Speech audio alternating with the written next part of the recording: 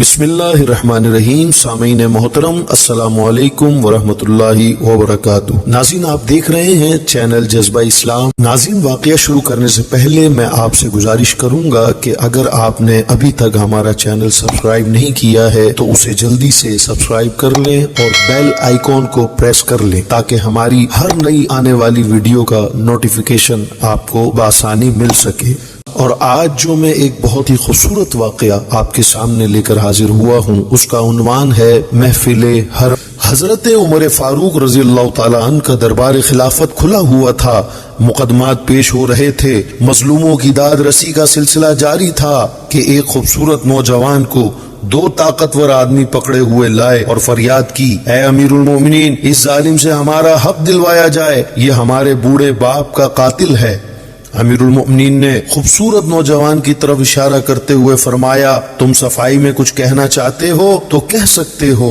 نوجوان نے بیان دیا، اے امیر المؤمنین، میرا اونٹ ایک باغ میں چلا گیا تھا. باغ کے بڑے مالک نے پتھر مار کر میرے اونٹ کی آنکھ پھوڑ دی. میں بھی غصے میں آ گیا اور پتھر کھینچ کر اسے دے مارا. میرا ارادہ اس کے قتل کا نہیں تھا، لیکن میری شامت سے وہ مر گیا. امیر المؤمنین نے فیصلہ صادر کرتے ہوئے فرمایا، چونکہ تم نے اقبال جرم کر لیا، اس لیے اسلام کے قانون کے مطابق تم سے قصاص لیا جائے گا، خون کا بدلہ خون. نوجوان نے کہا، اسلام کے قانون اور عدالت کے سامنے میں اپنا سر تسلیم خم کرتا ہوں، لیکن اتنی بات عرض کرنے کی اجازت چاہتا ہوں کہ میرا ایک نابالغ بھائی ہے. باپ نے مرتے وقت اس کے حصے کا سونا میرے حوالے کیا تھا. میں نے اسے ایک ایسی جگہ دفن کر دیا ہے جس کا علم میرے سوا کسی کو نہیں. اگر میں سونا اس کے حوالے نہ کر سکا تو قیامت کے دن اپنے باپ کو منہ دکھانے کے قابل نہیں رہوں گا. اس لیے مجھے 3 دن کی مہلت دی جائے. میں اپنے فرض سے سبکدوش ہو کر واپس آ جاؤں تو مجھ پر قصاص جاری کیا جائے. امیر المؤمنین نے تھوڑی دیر غور کرنے کے بعد فرمایا، عدالت کے سامنے اپنا ضامن پیش کرو. نوجوان نے حاضرین مجلس پر ایک امید بھری نگاہ ڈالی. ساری مجلس میں کوئی بھی اس کا جاننے والا نہ تھا. مایوس ہو کر بیٹھ گیا. اتنے میں ایک صحابی رسول حضرت ابو ذر غفاری رضی اللہ تعالیٰ عنہ کھڑے ہوئے اور آواز دی، امیر المؤمنین، میں اس نوجوان کا ضامن ہوتا ہوں، اسے 3 دن کی مہلت پر رہا کر دیا جائے. ایک جلیل القدر صحابی کی ضمانت پر نوجوان کو رہا کر دیا گیا. آج تیسرا دن تھا.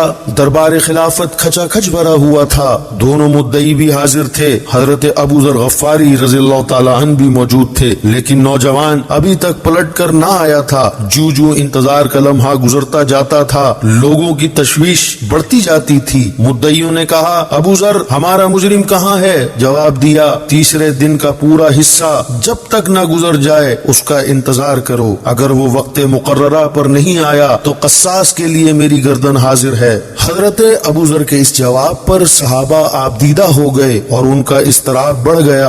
صحابہ نے نو عمر مدعیوں سے کہا، تم خون بہا قبول کر لو. مدعیوں نے جواب دیا، ہم خون کا بدلہ خون چاہتے ہیں. امید کا یہی عالم تھا کہ سامنے اڑتا ہوا غبار نظر آیا. گرد ہٹی تو پسینے میں شرابور مجرم وہ خوبصورت نوجوان کھڑا تھا. تماشائیوں کی آنکھیں حیرت سے پھٹی کے پھٹی رہ گئیں. امیر المؤمنین نے نوجوان سے مخاطب ہو کر فرمایا، سزا تمہیں بعد میں دی جائے گی، پہلے ایک بات سنو. تمہیں 3 دن کی مہلت ملی. تمہارا پتہ نشان بھی کسی کو معلوم نہیں تھا. سزائے موت سے بچنے کے لیے تم فرار بھی ہو سکتے تھے. نوجوان مجرم نے بھیگی پلکوں کے سائے میں کھڑے ہو کر جواب دیا، امیر المؤمنین، میں فرار ہو کر کہاں جاتا؟ یہاں نہ صحیح وہاں سزا ملتی، لیکن قیامت تک اسلام کے دشمن یہ طعنہ دیتے کہ رسول اللہ صلی اللہ علیہ وسلم کے غلام عہد شکن ہوتے ہیں. اس لیے میں نے سوچا کہ زمین پر میرے خون کا دھبا چند دنوں کے بعد مٹ جائے گا، لیکن عہد شکنی کا دھبا اسلام کے دامن پر ہمیشہ کے لیے نمایاں رہے گا. نوجوان کے اس بیان پر لوگوں کے دل بھر آئے، آنکھیں اشکبار ہو گئیں اور اسلام کی اس رقت انگیز محبت پر صحابہ کرام کا پیمانہ لبریز ہو گیا. اب امیر المؤمنین حضرت ابو ذر غفاری رضی اللہ تعالیٰ عنہ سے مخاطب تھے، ابو ذر، تم بغیر سوچے سمجھے ایک ایسے شخص کے ضامن بن گئے جس کے ساتھ نہ تمہاری کوئی شناسائی تھی، نہ اس کے پتہ نشان سے تم واقف تھے.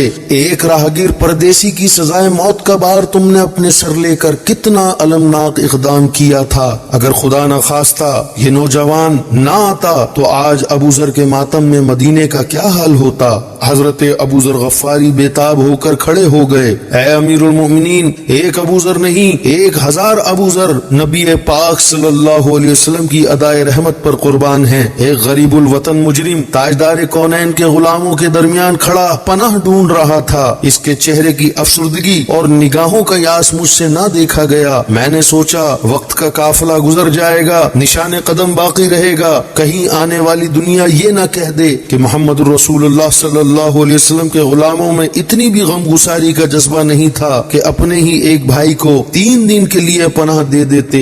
ऐ अमीरुल मोमिनीन, क्या ये ताना कि मदीने की भरी आबादी में एक गरीबुल वतन मुजरिम को कोई जामिन न मिल सका हमें मर जाने के लिए काफी न था? हम जामिन ना होते जब भी आज हमारी मौत का दिन था। हजरत अबू दर गफ्फारी जवाब देकर जूं ही बैठे, दोनों मुद्दई खड़े हो गए और कहने लगे, ऐ अमीरुल मोमिनीन, तारीख इस्लाम की शाहराह रोशन करने में हम किसी से पीछे नहीं रहना चाहते। हम भी ये बर्दाश्त नहीं कर सकते कि आने वाला मूरख नबी पाक सल्लल्लाहु अलैहि वसल्लम के गुलामों को ये ताना दे कि इनमें इतना भी जज्बा रहम नहीं था कि वापस लौट कर आने वाले मुजरिम को माफ कर देते। ऐ अमीरुल मोमिनीन, गवाह रहिए कि हम अपने बाप के खून का दावा वापस लेते हैं और दिल की अथाह गहराई से अपने इस भाई को माफ करते हैं। मुद्दई अभी बयान दे ही रहे थे कि अदालत फारूकी मुबारकबाद के शोर से गूंज उठी। हर आंख खुशी में पुरनम थी, हर चेहरा शगुफ्ता था, हर नजर मखमूर थी और हर दिल मुसर्रत में सरशार था। लेकिन वक्त का कारवां ये दर्द अंगेज नजारा देखकर हैरान था। हैरत में देखता चला गया